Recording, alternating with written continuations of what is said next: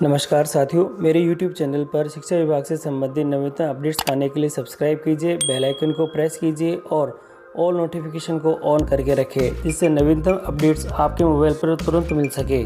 साथियों, मुख्यमंत्री जी की एक महत्वपूर्ण बैठक और मंत्रिमंडल की बैठक, कैबिनेट की बैठक में नवीन जिलों के गठन पर चर्चा है और अब इसके अंदर जो महत्वपूर्ण बिंदु है वह कुछ इस प्रकार से हैं। सभी विद्यालयों में प्रारंभ होगा संविधान के उद्देश्य का और मौलिक कर्तव्यों का पाठन। 3 सेवा नियमों में संशोधन। राज्य के अभ्यर्थियों को सरकारी सेवा में मिल सकेंगे अधिक अवसर। 1 वेतन वृद्धि की तिथि के स्थान पर अब 2 तिथियां। प्रथम वेतन वृद्धि होगी 6 माह में सुनिश्चित।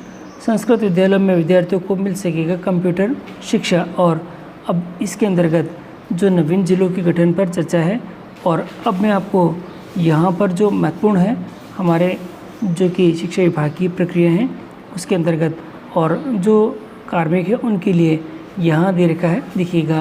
प्रथम वेतन वृद्धि के स्थान पर अब सुनिश्चित होगा और अब वेतन वृद्धि की होगी 2 तिथियाँ।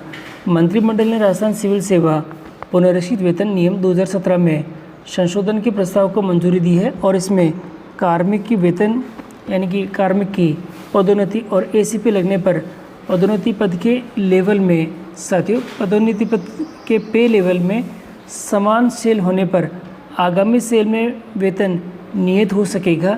इससे कार्मिक के वेतन में वृद्धि होगी साथियों। और साथ ही वर्तमान में एक ही वेतन वृद्धि की तिथि के स्थान पर अब 2 वेतन वृद्धियों की तिथियां हैं, 1 जनवरी और दे रखा है 1 जुलाई निर्धारित की गई।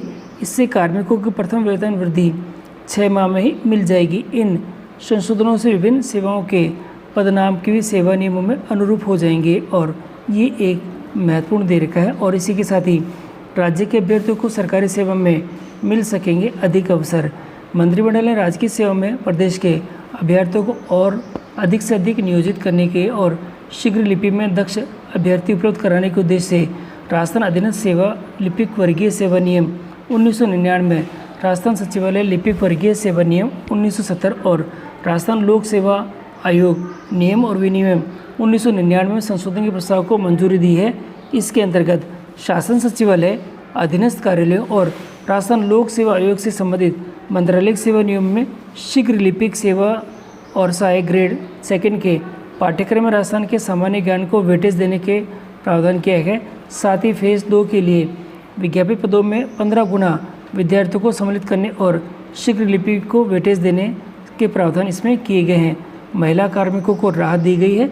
मंत्रिमंडल ने महिला राजकीय कार्मिकों को गर्भावस्था के दौरान स्थानांतरण में होने वाली परेशानी से राहत देने के लिए राजस्थान सिविल सर्विस जो कि रूल्स है 1998 में संशोधन के प्रस्ताव का अनुमोदन किया है। उक्त संशोधन में महिला राजकीय कर्मचारी जिसके में राजकीय आवास आवंटित किया जा चुका है वह आवास को मातृत्वावकाश समाप्ति तक सामान्य किराए पर रख सकेगी।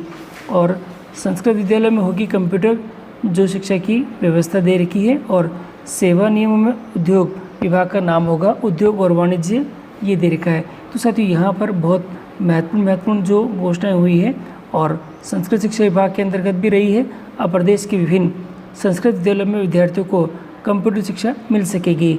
मंत्रिमंडल ने संस्कृत शिक्षा विभाग में राजस्थान संस्कृत शिक्षा विभाग राज्य और अधीनस्थ सेवा नियम 2015 में वरिष्ठ कंप्यूटर शिक्षा अनुदेशक और बेसिक कंप्यूटर अनुदेशक के पदों को सम्मिलित करने और नई अनुसूची जोड़कर इन पदों पर भर्ती के संबंध में स्कीम और सिलेबस को शामिल करने के प्रारूप का अनुमोदन किया है। और उक्त स्वीकृति से संस्कृत विद्यालय में कंप्यूटर अनुदेशकों का पदस्थापन हो सकेगा और विद्यार्थियों को कंप्यूटर शिक्षा भी मिल सकेगी।